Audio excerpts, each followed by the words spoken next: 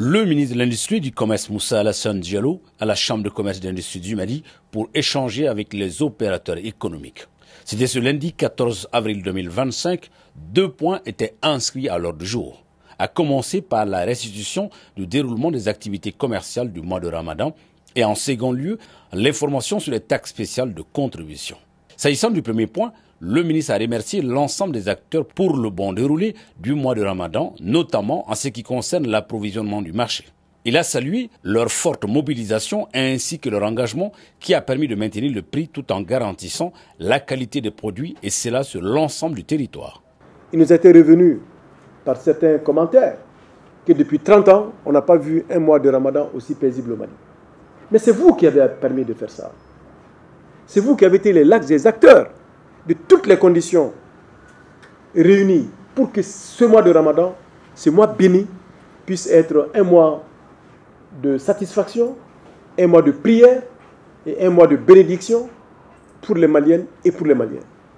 Je pense que c'est honnêtement et très sincèrement que le gouvernement, en plus de son excellent chef, le président de chef d'État, le général Assimi Goïta, en plus de lui-même, que le gouvernement aussi puisse joindre sa voix pour vous féliciter et vous remercier de tous les efforts qui ont été faits pour permettre ce bon déroulement.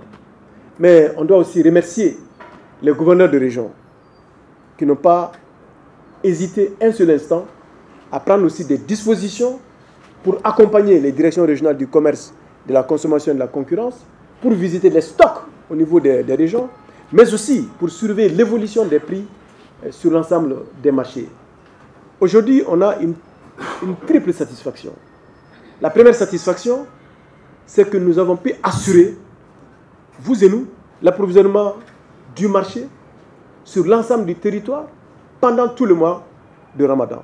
La deuxième satisfaction, c'est de dire qu'aujourd'hui, les prix ont été maintenus. Et d'ailleurs, par endroits, on a même assisté à une baisse drastique des prix des produits de première nécessité. Et la troisième satisfaction, c'est aussi de dire que partout où nous avons été, les stocks que nous avons visités, aussi bien au niveau de Bamako que dans la région, les supervisions qui ont été faites sur les différents marchés ont pu attester aussi que les produits étaient de très bonne qualité. Le ministre Moussa Alassane Diallo a également tenu une séance d'information et de sensibilisation sur les nouvelles mesures de taxation en République du Mali. Il s'agit d'édifier les opérateurs économiques sur le fonds de soutien aux projets d'infrastructure de base et de développement social. Sa pertinence et aussi les garanties de transparence sur sa gestion. Alors quand nous disons respect de la souveraineté du Mali, il faut que le Mali se donne les moyens de financer son économie. Il faut que le Mali se donne les moyens de se prendre en charge. Et comme je l'ai dit, cela va rester constant. De plus en plus, vous allez comprendre, et c'est ça la vérité, qu'aucun pays ne peut prendre un autre pays. Chaque pays est obligé de se prendre en charge. Et c'est à ce titre que nous avons dit que pour permettre au gouvernement d'assurer le financement de son développement, le financement des projets structurants, pour assurer la transformation structurelle, pour garantir un développement économique durable, participatif et inclusif, qu'il nous faut mobiliser des ressources intérieures pour y arriver. Parce que vous savez, depuis le début de la transition, le Mali ne bénéficie plus d'aide budgétaire. Donc nous sommes en train d'apprendre à vivre par nous-mêmes, sans dépendre de qui que ce soit. Et c'est ça qui est important. Et c'est ça qui va perdurer.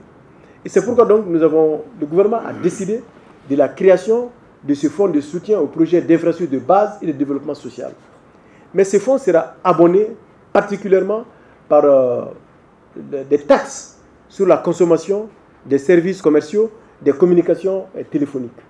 Donc il s'agira pour nous, en tout cas les projets d'infrastructure de base, des projets qui fondent même le socle du développement économique du Mali, de collecter des ressources sur la base de l'effort des Maliens, que nous n'ayons honte de personne, pour dire que nous avons assuré le financement de notre développement sur la base de nos ressources propres.